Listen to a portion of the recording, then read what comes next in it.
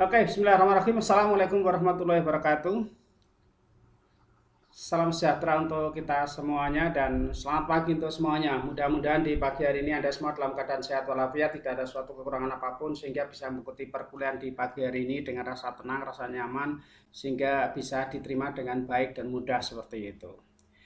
Baik, pada hari ini atau kali ini kita akan bahas mengenai ER diagram, di mana ini adalah pertemuan kita ke-13. Ya, pertemuan kita ke-13 nanti minggu depan itu sebetulnya adalah minggu tenang, ya minggu tenang, tetapi karena hari Kamis itu banyak libur, maka nanti minggu depan saya pakai untuk satu materi lagi seperti itu ya, satu materi lagi yaitu tentang UML-nya. Nanti akan saya bahas. Setelah itu nanti habis itu terus ujian tengah semester, ujian akhir semester. Tapi sebelum ujian akhir semester nanti ada tugas yang kedua, yaitu mengerjakan kuis sebanyak 10 soal saja ya. Bisa dikerjakan mulai dari minggu besok, mulai Senin Anda bisa mengerjakan tugas saya ya. Jadi mulai hari Senin Anda bisa mengerjakan tugas yang ada di minggu ke tugas yang kedua saya, seperti itu.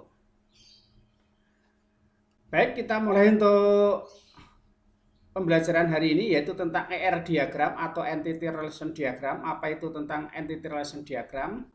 Ya. Tapi sebelum lebih lanjut saya bahas mengenai Entity Relation Diagram, akan saya sampaikan yaitu tujuan pembelajaran yang sudah dicapai pada perkuliahan di pagi hari ini. Yang pertama adalah setelah menyelesaikan perkuliahan pada pertemuan ini diharapkan yang pertama ya, mahasiswa mampu dan memahami komponen ER diagram.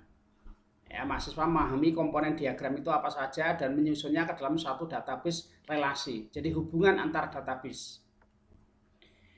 Yang kedua, mahasiswa mampu dan dapat membuat skema diagram dengan benar dari ER diagram. Ya, jadi untuk merancang suatu aplikasi itu butuh suatu database. Nah, database-nya itu benar atau salah nanti untuk menyimpan itu akan terlihat dari sini. Karena ini hubungan antar relasi antar entitas ya. Ya, hubungannya dengan kemarin, kalau kemarin itu penghubungan secara sistem, ini adalah secara detailnya yaitu khusus untuk database-nya, untuk perancangan database-nya. Selanjutnya, mahasiswa dapat menemukan solusi dari permasalahan dengan menggunakan diagram entitas ini. Dari sini nanti akan kelihatan sekali perancangan database-nya mana saja yang kurang itu akan terlihat dengan jelas dan sehingga kita bisa mencarikan solusi atau jalan keluarnya yang terbaik seperti apa seperti itu ya. Nah, itu harapannya adalah seperti itu. Yang terakhir adalah mahasiswa mampu dan dapat mentransformasikan dalam bentuk diagram ke dalam tabel-tabel yang memiliki relasi. Jadi kalau sudah nanti dari diagram tabel tadi terus ditransformasikan ke dalam bentuk tabel. Nah, kalau selama ini kita hanya melihatnya berdasarkan yaitu tabel-tabel saja ya, tabel-tabel yang ada di situ sehingga tabel-tabel itu sudah jadi. Tapi asalnya dari mana kita tidak tahu. Nah, seperti itu. Harapannya nanti kita tahu oh asalnya kok ada, kita membuat suatu nilai itu asalnya dari mana. Oh, ada database yang namanya ini, ada tabel yang bernama mahasiswa, ada tabel namanya dosen, ada tabel namanya mata kuliah seperti itu.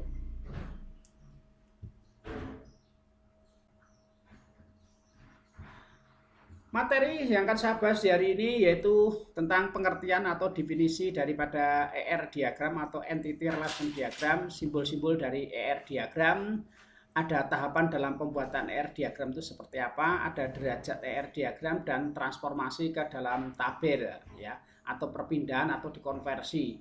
Hasil konversi dari ER diagram atau dikonversikan ke dalam tabel itu seperti apa, seperti itu tadi.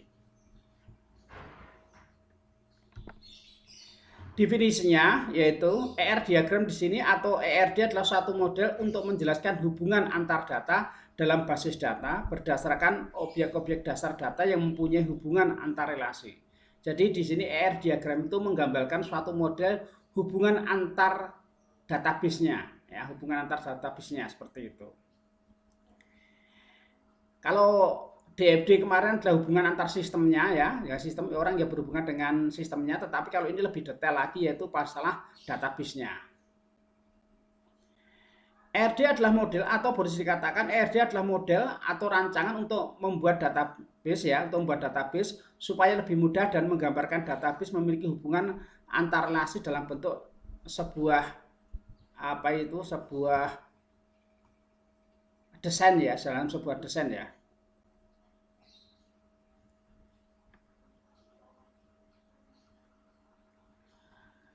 Kenapa kita butuh ER diagram? Karena di ER diagram ini memiliki beberapa fungsi, diantaranya adalah itu untuk memodelkan struktur dan hubungan antar data yang relatif kompleks. Jadi kalau kita membuat suatu permasalahan yang sifatnya simpel, itu kan mudah menjaga hubungan itu. Ya, kita punya teman 1, 2, 3, 4 itu kan mudah hubungannya seperti itu.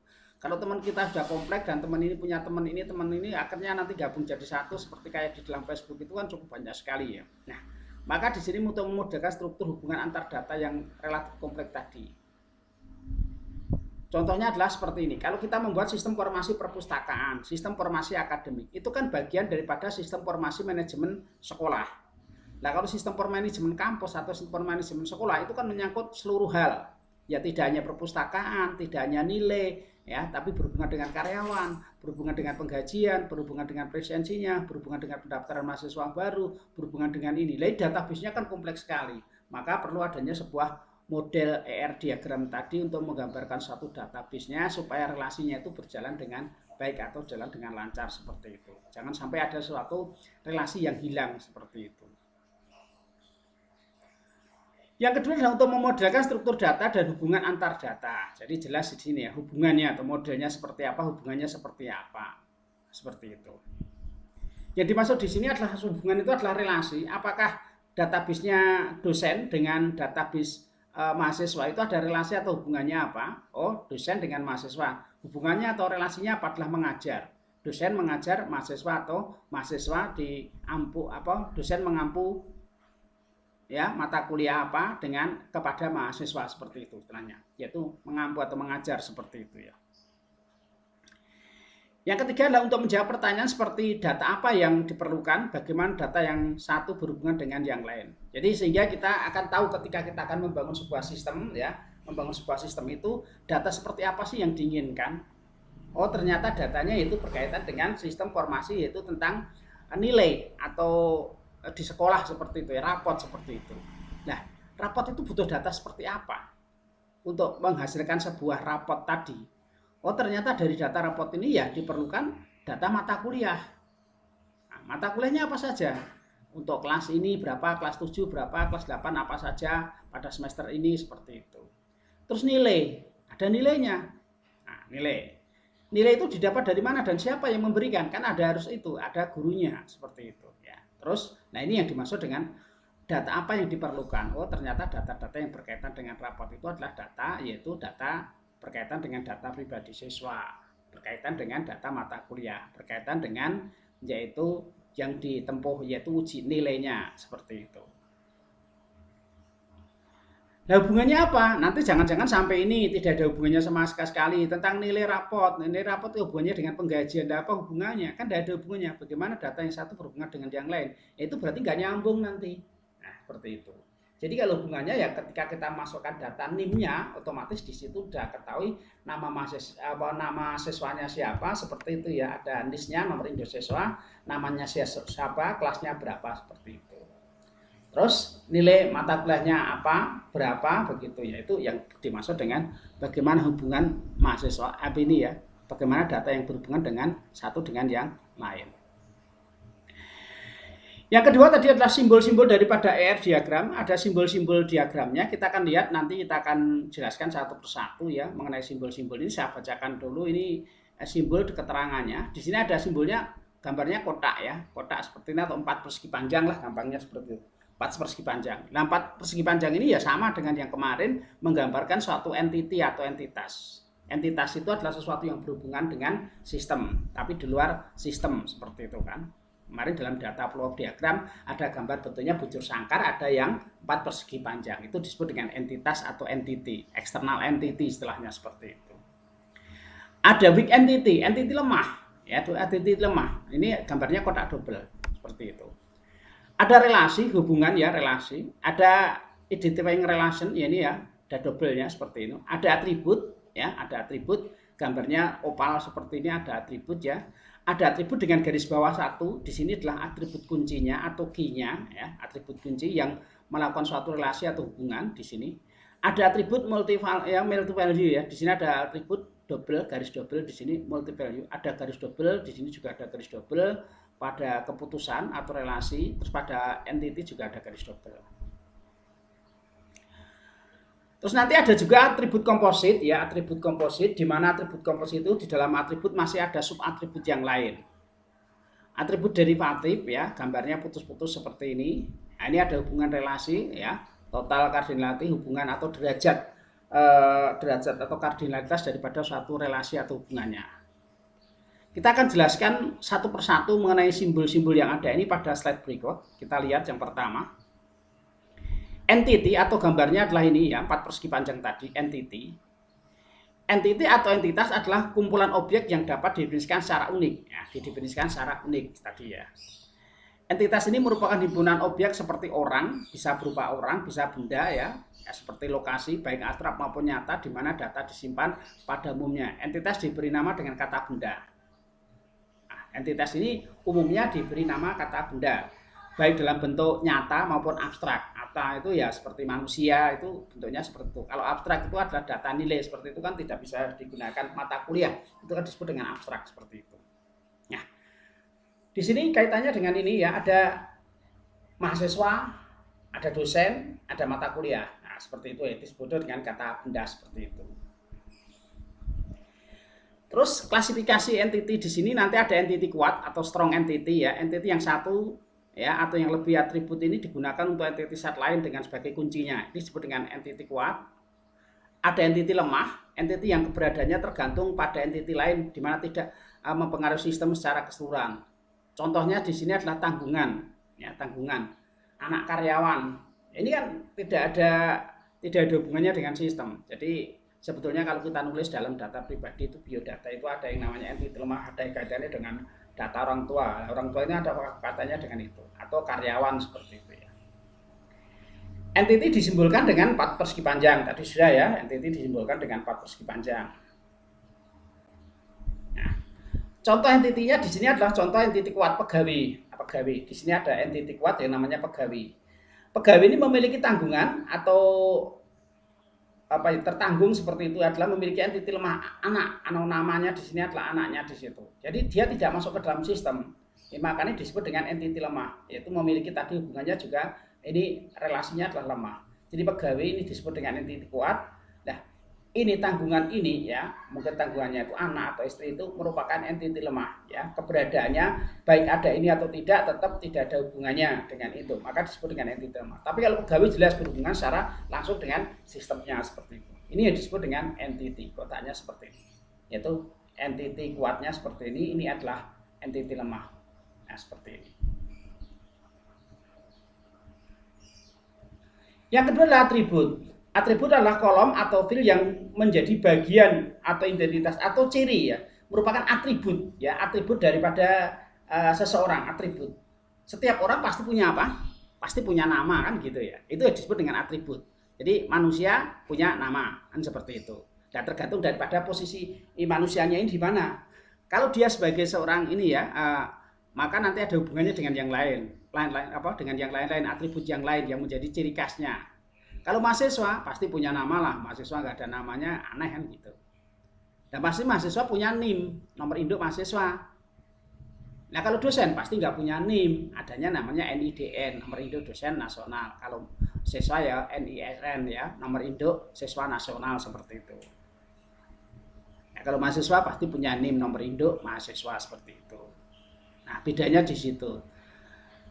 Terus di situ ada kelasnya, ada program studinya dan lain-lain. Itu adalah syarat pengkat daripada sebuah atribut atau merupakan ciri daripada suatu yaitu entitas tadi yang mendukung entitas tadi.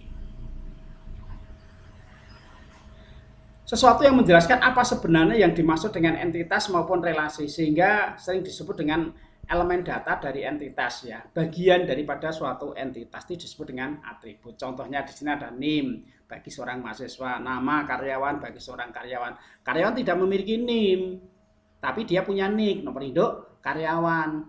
Karyawan tidak punya program studi, yang punya program studi adalah mahasiswa, tetapi karyawan punya departemen. Departemen apa? Ya punya alamat itu jelas ada bagiannya sendiri seperti itu.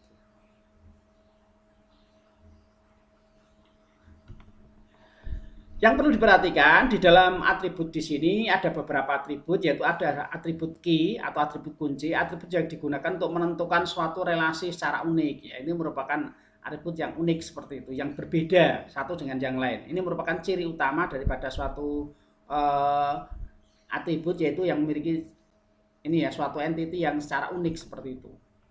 Nah, yang unik apa? Seperti itu.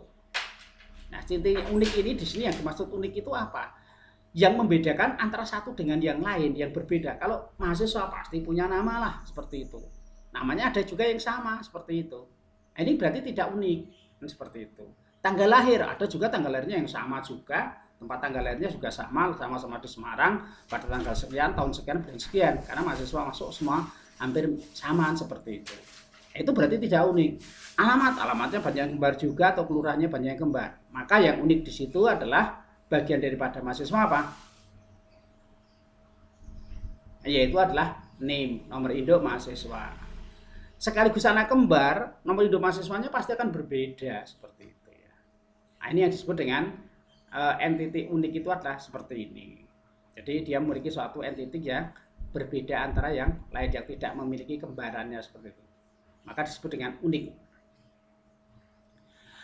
Ada atribut simple, atribut yang bernilai tunggal, atribut biasa seperti itu. Ada atribut multi value, atribut yang memiliki kelompok nilai untuk setiap yaitu instan entity-nya. Contohnya gelar seseorang atau pangkat yang bisa lebih dari satu. Ya, gelar atau pangkat yang lebih dari satu, nanti turun ke bawah di situ. Ada atribut komposit, suatu atribut yang terdiri dari beberapa atribut yang lebih kecil yang mempunyai arti tertentu. Ya, atribut komposit itu satu atribut yang dapat dipecah lagi menjadi beberapa sub atribut seperti itu. Contoh, ya, nama. Kalau di Indonesia kita kan sering tuliskan namanya siapa, ditulis namanya Budi Hartono seperti itu. Itu umumnya seperti itu. Namanya Budi Hartono seperti itu. Nah, itu berarti kan dua kata seperti itu ya. Nah, kalau mau dipecah lagi ada juga yang modelnya di ini. Sekarang di Indonesia juga sudah ada aturannya. Kalau kita membuat nama itu paling tidak itu ada dua suku kata seperti itu. Nah, itu. Maka ada nama depan, ada nama belakang seperti itu. Kalau di luar kan ada umum, nama depan, nama tengah, yaitu nama belakang. Nah, nama ini bisa ditulis dipecah lagi menjadi tiga atribut tadi, nama depan, nama tengah maupun nama belakang. Mau dijadikan satu juga boleh, nama saja, nama lengkap siapa seperti. Nah, kalau nama lengkap ya kita jadi atribut yang biasa. Kalau dipecah lagi nama, terus disebut dengan nama depan, nama tengah, nama belakang, itu disebut dengan komposit seperti itu. Yang terakhir adalah atribut derivatif, yaitu suatu atribut yang dihasilkan dari atribut lainnya. Ya, itu sesuatu atribut itu dihasilkan. Ini kan sudah umum ya, yaitu suatu hasil daripada suatu proses. Contohnya seperti ini. Umur yang merupakan hasil kalkulasi. Umurnya berapa toh? Umur itu kan sebetulnya kan tidak perlu kita tuliskan, kalau sudah tanggal lahirnya otomatis akan diketahui usianya berapa. Anda lahir pada tahun berapa? Tahun 2005. Oh, sekarang usianya berapa? Kan sudah kelihatan seperti 18 tahun umpamanya seperti. Sudah kelihatan kan? Itu hasil daripada karena ada sesuatu yang lain di situ ya, yang dihasilkan dari atribut yang lain. Berarti di situ karena adanya tanggal lahir, maka menampilkan hasil yaitu usia atau umur. Otomatis umur itu akan muncul dengan sendirinya ketika tanggal lahirnya dikurangi dari tahun lahirnya dikurangi dengan tahun sekarang kan ketemu yaitu usianya seperti itu.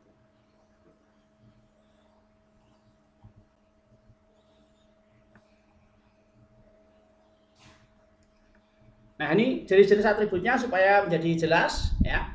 Ini contoh pegawai, ada entity pegawai ya. Pegawai yang melekat pada pegawai apa? Pegawai ini ya, kok pegawai ada ya, ini alamat mahasiswa, salah nulis ini ya. Ini salah ya, alamat ini bukan alamat mahasiswa tapi alamat pegawai di situ, salah nulis di situ ya. Ada pegawai, nah pegawai ini memiliki NIP, nomor induk pegawai ya, nomor induk pegawai. Ini yang membedakan antara satu yang lain, maka disebut dengan atribut kuncinya, NIP. Nah, ini atribut kuncinya, yaitu ada garis bawahnya. Kalau ini pegawai ada bagian, ini ada atribut standar, yaitu adalah atribut standar, yaitu bagian, ini pegawai ini adalah atribut standar. Nah, seperti itu. Ini ada atribut komposit, yaitu alamat pegawai. Alamat pegawai itu bisa saja dipecah menjadi beberapa bagian. Sekarang sudah dituliskan pecah seperti ini kalau alamat ya. Alamatnya sudah dipecah seperti ini. Nah, sudah dipecah dalam bentuk seperti ini. Ada kotanya, ada kelurahan, kecamatan, bahkan sekarang sudah dipecah menjadi RT-nya berapa, RW-nya berapa, kelurahan, desa, nah, seperti itu, terus kecamatan, kota maupun provinsi, sehingga sudah bisa dideteksi dengan baik di situ, ya, sehingga alamatnya sudah bisa ditulis dengan di situ. Kalau mau ditulis lengkap, alamatnya mana? Alamatnya lengkap, jalan ini, nomor ini, gang ini, RT ini, yang seperti itu. Itu disebut dengan komposit. Nah, salah satu komposit tadi saya sampaikan di depan juga ada nama depan, ada nama pegawai, ada nama depan sama nama belakang. Nah, ini kebetulan dipecah menjadi dua. Nah, kalau namanya 3 suku kata, repot lagi ya, 4 suku kata. Maka ada nama depannya, mana nama belakangnya siapa? Nah, nama depannya ini nama belakangnya atau marganya saja seperti itu. Kalau ada nama tengah silakan dituliskan seperti itu. Ini disebut dengan atribut komposit yang masih memiliki seperti itu tadi. Atribut derivatif ini adalah tanggal lahir tadi ya. Jadi usia ini, keberadaan usia ini tergantung daripada tanggal lahir. Kalau di sini dituliskan tanggal lahir, maka akan ketemu usianya ini. Nah, usia ini tergantung daripada tanggal lahir. Kalau tanggal lahir nggak ditulis, maka nggak ketemu usia. Kan seperti itu. Logikanya seperti itu. Nah, kalau usianya ditulis langsung, Pak, ya monggo. Tapi kan kalau seperti itu bisa menimbulkan suatu kesalahan. Usianya berapa? 18 tahun. Padahal tanggal lahirnya adalah 2000. Nah, seperti itu. Itu kan jadi salah seperti itu. Kalau ada tanggal lahirnya pasti otomatis akan didapatkan daripada suatu hasil proses, maka disebut dengan usia. Lah, usia ini keberadaannya tergantung daripada tanggal lahir. Ada atribut multi value, gelar seseorang atau pangkat seseorang. Ya, Anda seseorang jadi pegawai memiliki gelar. Gelarnya apa? Tidak hanya sarjana komputer, tapi juga magister komputer, juga doktor, maka gelarnya menjadi 1, 2, 3. Dari jabatannya di situ ada asisten ahli, ada lektor kepala, seperti itu, ada profesor seperti itu. Nah, maka di sini disebut dengan multi value seperti ini. Yang ketiga adalah relasi atau hubungan dalam bentuk yaitu ini apa? Belah ketupat atau jajaran ginjang ya. Silakan Anda sampaikan apa ini belah ketupat atau jajaran ginjang. Jajaran ginjang bukan ya, belah ketupat ya seperti itu ya, seperti ini. Atau inten, diamond, atau apalah seperti itu ya. Relasi adalah penghubung antar entitas yang biasanya ya diawali dengan kata kerja. Kalau entity tadi adalah berupa kata benda, kalau relasinya adalah kata kerja. Merupakan suatu hubungan yang terjadi antara himpunan entitas di mana relasi bisa diberi nama dengan kata kerja. Ya, simbol relasinya dalam bentuk seperti ini ya tadi. Relasi antar himpunan entitas mahasiswa dan himpunan entitas kuliah. Nah, di sini ada contohnya di sini adalah ini. Mata kuliah ini adalah entitas yang bentuknya adalah abstrak. Mahasiswa ini adalah entitas yang bentuknya adalah nyata seperti itu. Nah, mahasiswa itu memiliki beberapa atribut yaitu diantaranya ada NPM, nomor pokok mahasiswa. Nah, ini merupakan yang paling unik diantara yang lain, maka dikasih garis bawah. Mahasiswa punya nama. Kalau mau dipecah lagi menjadi beberapa sub atribut tadi, mahasiswa punya alamat, mahasiswa punya tanggal lahir, mahasiswa punya program studi seperti itu. Nah, di sini ada mata kuliah. Nah, mata kuliah itu ada kode mata kuliah yang membedakan antara satu dengan yang lain, merupakan atribut kuncinya. Ada nama mata kuliahnya, ada SKS-nya. Lah, hubungannya apa antara mata kuliah dengan mahasiswa? Nah, di sini ada suatu relasi. Maka kata kerjanya di sini yaitu ambil. Berarti mahasiswa mengambil mata kuliah atau mata kuliah diambil mahasiswa seperti itu. Jadi kata kerja berhubungan dengan me dan apa? Dia mengambil dan diambil. Mahasiswa mengambil mata kuliah ini atau mata kuliah ini diambil oleh mahasiswa seperti itu. Maka kita tuliskan di sini. Hubungannya apa? Ya tentu saja ada mahasiswa, kita tuliskan NPM-nya di sini. Kan hubungannya dari NPM ini turun menjadi ini, NPM ini. Kalau sudah diketahui NPM-nya, otomatis akan diketahui nama, alamat, tanggal lahir, dan ini prodinya. Karena sudah diketahui kuncinya ini. Ya, kunci inilah yang membedakan antara satu yang lain. Kalau sudah diketahui kuncinya, otomatis akan diketahui nama, alamat, tanggal lahir, dan seterusnya. Tapi kalau bukan kunci, tidak bisa. Saya tahu namanya Dana dari mana. Tapi ini kan dari mana? NPM-nya saya tidak tahu. Seperti itu. Tapi kalau saya tahu NPM-nya, saya akan tahu namanya siapa Nadia Rahma seperti itu. Alamatnya di mana akan tahu seperti itu. Karena namanya Nadia Rahmanya, di situ bisa saja lebih dari satu. Tapi kalau NPM tidak mungkin kembar seperti itu. Jadi disebut dengan itu. Ada kode mata kuliah, ini juga merupakan atribut kuncinya, karena kalau sudah diketahui kode mata kuliah, otomatis akan diketahui nama mata kuliah beserta SKS-nya. Nah, inilah relasi atau hubungannya seperti ini. Maka di sini ada nomor ambil sebagai kunci daripada relasi, terus ada biayanya berapa, semester kapan, seperti itu. Ya, ini ada penggunaan relasi, maka hasil relasinya nanti bisa ditampilkan seperti ini. Inilah suatu relasi atau hubungan database-nya antara mata kuliah dengan mahasiswa sehingga menghasilkan tabel baru, yaitu namanya ambil atau ini. Jadi muncul suatu entitas baru dari hubungan relasi antar mata kuliah dengan mahasiswa. Apakah hubungan antara entitas satu dengan yang lain itu akan selalu menghasilkan relasi baru? Ya belum tentu. Belum tentu. Ya, nanti akan kita lihat pada tingkat derajatnya seperti itu. Akan menghasilkan tabel baru atau tidak, maka nanti kita akan lihat pada derajatnya seperti itu. Ini contoh ya, transformasinya atau kalau dituliskan di mahasiswa, ini ada NPM, ya, ada nama mahasiswa, tanggal lahir, dan alamat mahasiswa. Kalau ditransformasikan ke dalam bentuk tabel, selama ini kan kita hanya melihat bentuk tabel seperti itu, NPM, ada nama mahasiswa, alamat mahasiswa, tanggal lahir, seperti ini. Inilah bentuk transformasi dari sebuah tabel seperti itu. Jadi tabel mahasiswa ini asalnya memiliki NPM, ada nama mahasiswa, ada alamat maupun tanggal lahir. Ini asalnya dari suatu bentuk ER diagram yang seperti ini, sehingga kalau ditransformasikan ke dalam tabel menjadi seperti ini. Nah, selama ini kita hanya melihat dari sisi tabel-tabel saja seperti ini. Ini contoh yang kedua transformasinya. Tadi ada mata kuliah, ada ambil, ada mahasiswa. Mahasiswa tidak dituliskan di sini, ada NPM, ada nama, tanggal lahir, terus ada yaitu apa? Program studi, alamat, dan seterusnya. Kuliah ada kode mata kuliahnya, ada nama mata kuliah, ada SKS-nya. Ini tabelnya seperti ini. Ada ambil, di sini sudah ada nomor ambilnya, ada NPM-nya, ada kode mata kuliahnya, ada biaya, dan ada semester. Ya, selama inilah kita hanya tahu dari tabel-tabel itu ada tabel mahasiswa, ada tabel kuliah, ada tabel ambil. Itu asalnya dari mana? Sebetulnya asalnya dari suatu relasi ini. Kok bisa muncul tabel ambil? Karena ada hubungan antara mata kuliah dengan mahasiswa. Yang terakhir yaitu simbolnya adalah garis atau penghubung, ya, notasi garis arah panah seperti itu, ya, menunjukkan hubungan antar entitasnya di dalam suatu ini, ya, sebagai penghubung antar himpunan relasi tadi. Oke, sebelum saya masuk ke kardinalitas atau derajat relasi, ada yang mau ditanyakan dulu? Monggo kalau ada yang ditanyakan, silahkan. Dari Mas Ardi Saputro, ada yang mau tanyakan? Halo Mas Ardi. Tidak ada, Pak. Oke, terima kasih. Mas Fahrisal, ada yang tanyakan? Mbak Janet, ada yang mau tanyakan? Tidak ada, Pak. Oke, terima kasih. Terus berikutnya ada Cahya Lutfi, ada yang mau tanyakan, Mas Cahya? Mbak Nadia, ada yang tanyakan? Belum ada, Pak. Ya, oke, terima kasih. Khairul Himam, ada yang tanyakan?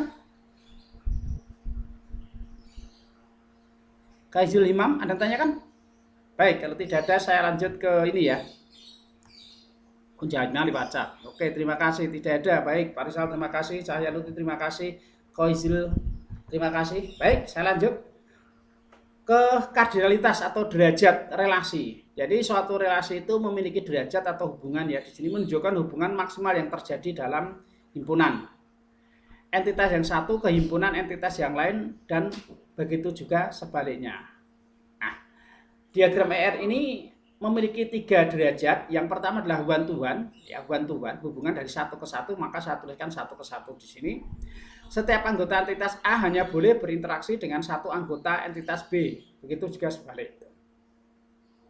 One to many, dari satu ke banyak, atau many to one, baru dibolak-balik, ya. One to many atau many to one, itu sama saja. Satu M, ya, M-nya many, di sini banyak, ya, dari satu ke banyak atau banyak ke satu, sama saja, di situ boleh dibolak-balik. Setiap anggota entitas A dapat berhubungan dengan lebih dari satu anggota entitas B, tetapi juga sebaliknya, yang B juga bisa berhubungan dengan banyak entitas anggota yang lain, seperti itu. Many to many, banyak ke banyak.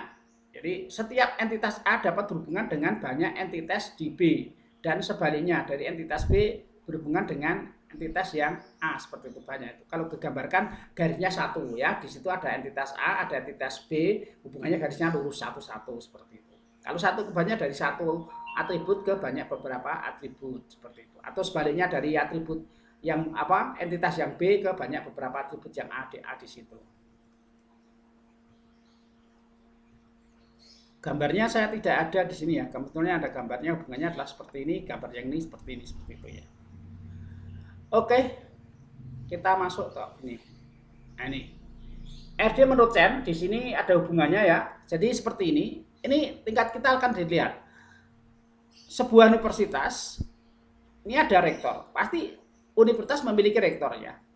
Di sini adalah kata bendanya adalah universitas dan kata benda di sini adalah rektor seperti itu. Ya, rektor itu adalah orang, universitas adalah abstraknya tadi ya, seperti itu. Nah, apa hubungan antara universitas dengan rektor? Rektor memimpin sebuah universitas atau sebuah universitas dipimpin oleh rektor. Ini merupakan kata kerja dan di tadi ya. Berarti rektor memimpin universitas atau universitas dipimpin oleh seorang rektor. Nah, pertanyaan, boleh nggak seorang rektor memimpin lebih dari beberapa universitas? Logikanya kan nggak boleh. Ya, logikanya kan nggak boleh. Seorang rektor ya hanya memimpin satu universitas. Beda dengan PT. Kalau PT menjadi direktur PT ini, direktur PT itu bisa. Tapi kalau rektor hanya memimpin satu universitas. Begitu juga universitas hanya dipimpin oleh satu orang rektor. Nanti kalau ada dua orang rektor akan jadi masalah kan seperti itu. Paham ya? Jadi hubungannya ini dari satu ke satu. Tidak akan menghasilkan relasi apapun. Contoh yang kedua, dosen mengepalai jurusan. Yang namanya kaprodi, ya jurusan itu ya hanya dikepalai oleh seorang dosen. Dan seorang dosen hanya mengepalai satu jurusan seperti itu. Tidak boleh dua. Nah, tidak boleh ada dua seperti itu. Nanti kalau jurusan dikepalai oleh dua orang, dosen akan jadi masalah. Kepalanya yang mana nih? Yang manut, yang mau dijadikan pedoman yang mana? Apakah dosen kepala si satu, kepala dua? Nah, seperti itu. Kalau wakil bisa ya, tapi kalau kepala sama-sama kepala nggak bisa. Nah, seperti itu berarti hubungannya apa? Hanya one to one saja, satu ke satu. Tidak akan menghasilkan yaitu tabel baru tadi. Dari satu ke banyak, one to many. Ya, bapak dengan anak. Ya, bapak dengan anak. Seorang bapak memiliki banyak anak boleh. Tapi kalau seorang anak memiliki banyak bapak, ada enggak ini? Kan tidak ada kan? Ya umumnya seorang bapak memiliki banyak anak. Ya, kalau seorang anak kita balik, seorang anak memiliki banyak bapak, enggak ada. Maka hubungannya dari satu ke banyak atau banyak ke satu seperti itu ya. Jadi one to many seperti itu. Dosen mengajar mata kuliah. Seorang dosen boleh mengajar lebih dari satu mata kuliah. Saya sendiri sebagai seorang dosen mengajar mata kuliah yaitu PPO, APSI, seminar proposal, metode penelitian, ya, seperti itu. Ya. Nah, ini hubungannya seperti itu. Boleh nggak satu mata kuliah diampu oleh banyak dosen? Nah, ada yang diperbolehkan, ada juga yang tidak. Satu mata kuliah kalau umumnya diampu oleh seorang dosen seperti itu. Kalau merupakan tim teaching bisa saja terjadi. Ya, jadi satu dosen bisa saja mengajar banyak mata kuliah. Sekarang dibalik, boleh nggak satu mata kuliah diajar oleh banyak dosen? Ya umumnya mata kuliah ini saya, APSI ini ya, atau ketika saya ngajar PPO, itu ya yang mengajar satu orang dosen dan seperti itu. Anda hanya menerima satu orang dosen saja, tidak dari dosen yang lain. Tapi bisa juga ini menjadi tim teaching, seperti itu. Satu mata kuliah diampu oleh 2-3 orang dosen. Nanti pada pertemuan pertama, sampai dengan pertemuan ke ini ya dosen pertama yaitu yang 1 sampai dengan 4 itu dosen yang pertama, nanti 5 sampai 8 dosen yang kedua, 9 sampai dengan 12 dosen yang ketiga, 13 sampai dengan 16 dosen yang keempat. Bisa saja itu merupakan tim teaching seperti itu. Tergantung daripada suatu kebutuhan. Nah, ini hubungannya many to many tadi sudah sampaikan ini. Mahasiswa ini mengambil banyak mata kuliah.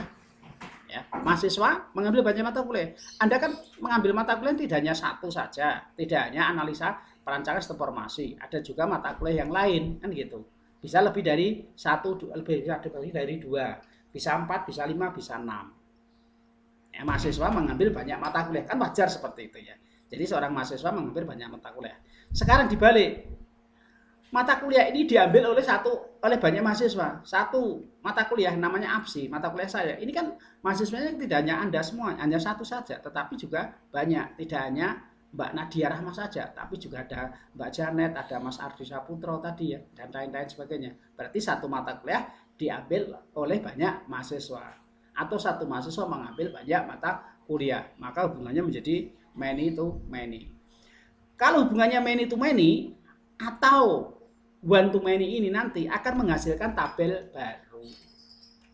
Nah, ini yang jadi permasalahan. Kalau ini tadi, ini tidak akan menghasilkan tabel baru.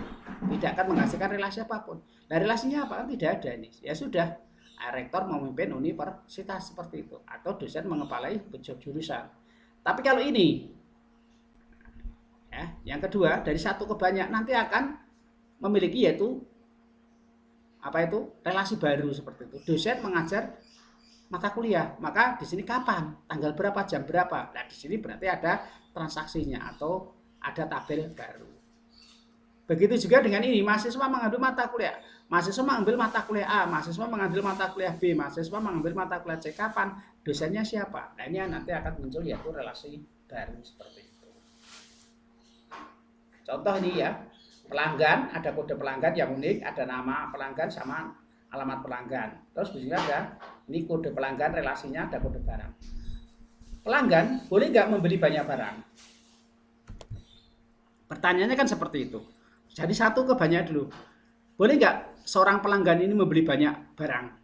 Boleh, ya. Pelanggan satu membeli banyak barang A, B, C itu boleh saja. Lebih dari satu boleh kan? Anda datang ke supermarket ya, terus Anda belanja. Di situ Anda beli Indomie, Anda beli makanan ringan, Anda beli minuman, beli apa yang lain kan boleh. Jadi satu orang pelanggan membeli banyak barang. Boleh nggak satu jenis barang dibeli oleh banyak pelanggan? Ya boleh saja. Semua beli sabun kok. Pelanggan A beli sabun, pelanggan B beli sabun. Pelanggan C juga beli sabun, pelanggan A beli mie, pelanggan C juga beli mie. Kan itu satu jenis barang dibeli oleh banyak pelanggan seperti itu. Maka hubungannya adalah many to many. Kalau many to many seperti ini pasti akan menghasilkan suatu relasi baru. Akan ditulis kode pelanggan, kapan terjadi transaksinya, berapa yang dibeli seperti itu. Akan menghasilkan tabel baru seperti itu. Tahapan-tahapannya tadi untuk pembuatan diagram ini yaitu identifikasi dan menetapkan seluruh himpunan entitas yang terlibat, menentukan atribut ya, menentukan atributnya, atribut kunci maksudnya, atribut kunci maupun atribut-atribut yang lain. Di antara itu mana yang unik di antara satu dengan yang lain. Seperti kode barang, ada kode pelanggan, itu yang unik tadi. Identifikasi dan menetapkan seluruh himpunan relasi di antara himpunan entitas yang serta kuncinya tadi ya, sudah. Nah, ini menentukan derajatnya tadi, apakah ini ada hubungannya one to many atau many to many seperti itu. Melengkapi atribut-atribut yang lain, mana yang atribut komposit, mana yang atribut derivatif maupun atribut yang lain seperti itu atau atribut standar seperti itu. Kamus data sekarang jarang sekali saya lewati kamus data ya ini ya. Perhatikan diagram R di bawah ini, ada mahasiswa yang unik, dia memiliki NIM. Mahasiswa tidak mungkin memiliki NIM lebih dari 1. Mohon maaf nih, saya tinggal minum sebentar ya.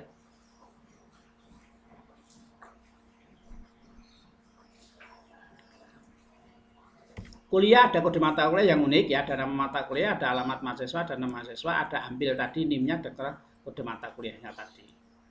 Contoh seperti tabel mahasiswa ada NIM ya, ada nama, ada alamat. NIM nanti tipenya apa? Oh, karakter panjangnya berapa? 10. Ditulis keterangannya nomor induk mahasiswa. Supaya kita tahu NIM itu apa. Ada nama MHSO, nama mahasiswa. Alamat MHSO, alamat mahasiswa seperti itu. Kita tuliskan seperti itu. Kalau didesain jadinya NIM bentuknya seperti ini. Nama mahasiswa, alamat mahasiswa kayak ini. Tadi diagram R dengan menunya seperti ini, ada 0 ke 0 di sini ya. Pemahaman diagram R di atas adalah mahasiswa ini ya mengambil banyak mata kuliah belajar. Di sini 0 ke ini ada 0 ke 1, hubungannya apa sih seperti itu. Seorang mahasiswa dapat mempelajari banyak mata kuliah sekaligus. Ini mahasiswa M, 0 ke M. Seorang mahasiswa berarti mempelajari banyak mata kuliah. Tetapi boleh juga tidak atau belum mempelajari mata kuliah satupun. Sebagai mahasiswa baru, dia belum mempelajari apapun. Baru keterima, belum kuliah. Berarti dia belum mengambil mata kuliah apapun. setiap mata kuliah dapat diikuti oleh banyak mahasiswa. Ini ya, mata kuliah ini diikuti oleh banyak mahasiswa. Ya, belajar di situ ya. Tapi bisa saja ada mata kuliah yang tidak atau belum pernah atau diikuti oleh satupun mahasiswa. Kalau sistemnya kita menggunakan itu pilihan itu, ternyata mata kuliah ini tidak pernah diambil oleh mahasiswa karena tidak tertarik semua orang seperti itu. Itu karena ada mata kuliah pilihan seperti itu. Seorang dosen bisa mengajar banyak mata kuliah sekaligus, tetapi bisa terjadi ada dosen yang tidak atau belum diperbolehkan mengajar satu mata kuliah pun. Itu statusnya masih asisten seperti itu. Setiap mata kuliah hanya boleh diajarkan oleh seorang dosen dan tidak boleh ada mata kuliah yang belum ditentukan siapa dosennya. Nanti mata kuliah ini siapa dosennya? Kok tidak ada kan jadi masalah. Ada mata kuliahnya, dosen pengampunya tidak ada kan repot. Harus ada seperti itu. Ini penggambarannya adalah seperti ini. Ada dari banyak ke nol, dari nol ke banyak ya, dari banyak ke banyak, dari satu ke satu, dari ini 0 ke 1, 1 ke 0 seperti itu. Gambarnya kayak gini. Berarti banyak mahasiswa belajar banyak mata kuliah. Ini seperti itu kan banyak ke banyak seperti itu ya. Ini banyak ke satu seperti itu. Dosen hanya mengampu mengajar atau teknik. Studi kasus ya, studi kasusnya. Nah, studi kasusnya. Pada saat mendaftar menjadi anggota perpustakaan universitas dicatatlah nama, nomor mahasiswa, program studinya, alamat mahasiswa dan lain-lain. Setelah itu mereka bisa meminjam buku-buku di perpustakaan. Buku-buku yang dimiliki perpustakaan banyak sekali jumlahnya. Tiap buku memiliki data nomor buku, judul buku, pengarang, penerbit, tahun terbit. Ya, satu buku bisa ditulis oleh beberapa pengarang.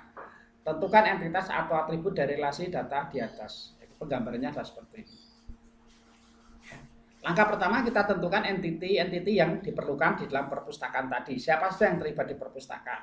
Tentunya ada pegawai perpustakaan, ada kalau perpustakaan sekolah ya ada mahasiswa atau siswanya di situ ya. Kalau perpustakaan umum ya ada anggota perpustakaan atau membernya seperti itu.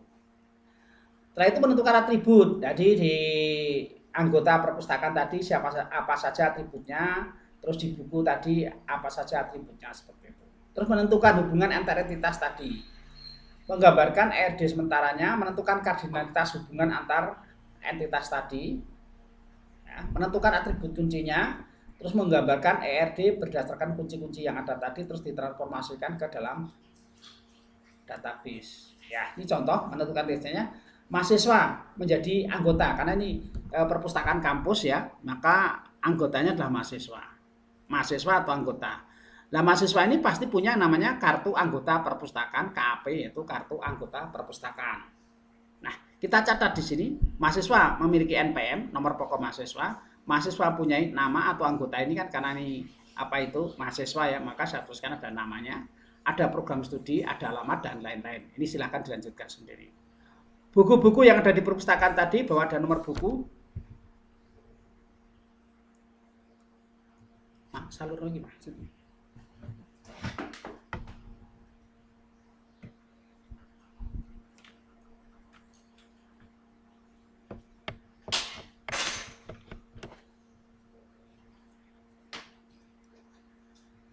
Oke, mohon maaf, ini baterai saya laptopnya habis nih, saya charger dulu ya. Oke, udah.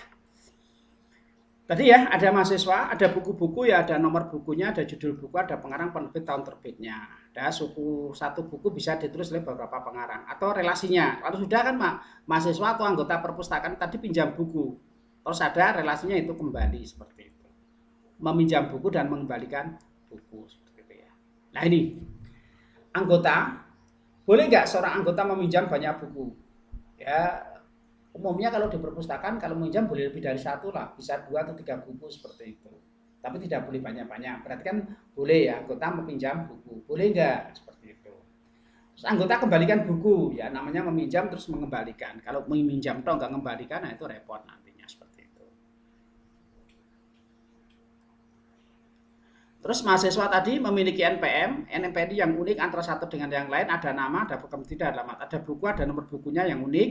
Di sini ada nomor pinjam, ada relasinya, nomor pinjam, ada NPM-nya, ada nama buku, nomor bukunya. Sudah kalau diketahui NPM-nya, akan otomatis diketahui namanya. Kalau sudah diketahui nomor bukunya, otomatis akan diketahui judul buku dan pengarangnya. Ini ada kembali, ada nomor pinjamnya maupun NPM-nya. Sehingga dari sini kan kita lihat sebetulnya relasi antar tabel itu bentuknya seperti apa. Apakah di dalam suatu ini pinjam sama ini mau jadi satu, ya, atau jadi dua, itu akan kelihatan dari sini. Maka kita bisa menentukan mahasiswa, buku, pinjam sama kembali ini dengan menggunakan relasi ini. Seperti itu. Ini ya, anggota tadi kita lengkapi tabelnya, ada NPM, ya, NPM-nya, ada nama, alamat, tadi atau program studi tadi ya. Terus ada buku, ada nomor buku, judul, pengarang, penerbit, dan tahun terbit tadi. Di sini ada pinjam, ada nomor pinjamnya, ada NPM-nya, otomatis siapa yang pinjam anggotanya, ada nomor buku, apa judul buku yang dipinjamnya, terus kapan tanggal pinjamnya. NPM nama, ini anggota pinjam buku. Ini relasinya bentuknya seperti itu. Ada anggota, ini relasi anggota. Ada buku, ini bentuknya seperti itu. Terus ada yaitu tabel baru yang bentuk ini ya, karena satu anggota boleh meminjam dari lebih dari satu buku, boleh satu jenis buku dipinjam oleh banyak anggota. Seperti itu. Maka menghasilkan suatu relasi baru, tabel baru seperti ini ya. Kalau kita transformasikan ke dalam bentuk tabel, bentuknya tabelnya mahasiswanya seperti ini, ada NPM, nama, program studi, alamat, ada tabel buku, nomor buku, judul buku, pengarang, penerbit, tahun terbit. Nah ini relasinya tadi, kita dapat relasi tabel baru itu dari mana? Ya karena hubungan ini, hubungan antara tabel entitas mahasiswa dan entitas buku ini. Setelah dikardinalitaskan tadi, hubungannya dari banyak ke banyak, sehingga menghasilkan relasi baru seperti ini. Oke, sampai di sini dulu. Ada yang mau disampaikan? Monggo kalau ada yang sampaikan. Yang terakhir ini adalah studi kasusnya. Yang kedua, studi kasus yang kedua. Monggo kalau ada yang tanyakan, silakan. Dari peserta yang hadir di sini, saya siapa yang barusan masuk bergabung? Ada siapa ini? Ada Mas Koirul Rosikin. Ada yang tanyakan Mas Koirul?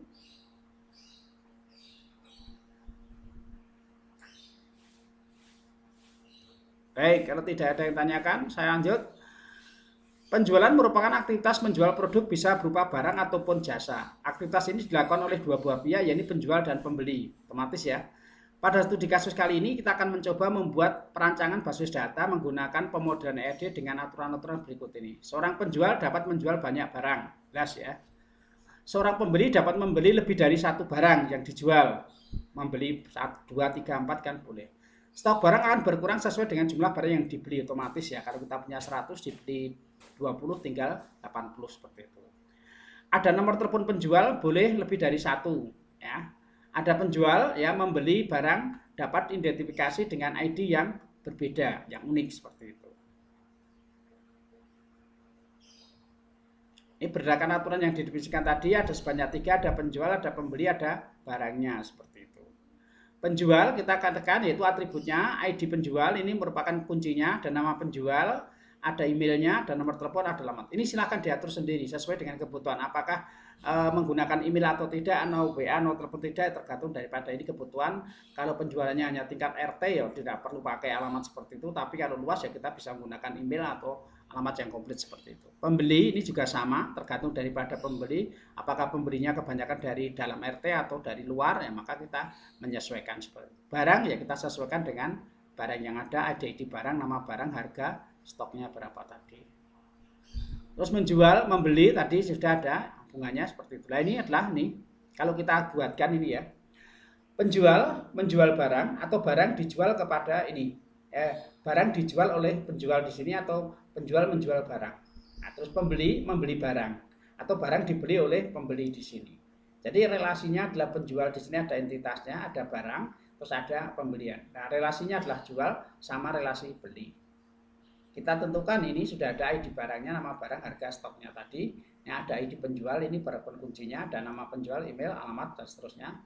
Di sini ada pembelian, ID penjual kan sudah diketahui ID penjualnya, akan diketahui nama penjualnya siapa seperti itu. Kalau sudah diketahui di sini, tadi ya, di sini pembelinya ya, pembeli. Ini ada ID penjual, ada nama, ada beli nih. Kalau sudah diketahui nota belinya, maka artinya diketahui ID barangnya, otomatis akan diketahui yaitu apa? Nama barangnya. Nah, seperti itu. Ini relasi belinya. Adanya ada satu lagi di sini, relasi belinya. ID yaitu pembelinya ada barang, ada pembelinya. Itu ID pembeli atau ID penjual di sini. ID pembelinya belum ada seperti itu. Nah, ini kalau kita informasikan ada penjual, ID penjual, ada nama, alamat, ada pembeli tadi seperti ini, ada pembelian, ada nota beli, ada tanggalnya, ID barang, jumlah barang ya, dan nota jualnya, tanggal jualnya, ada ID-nya.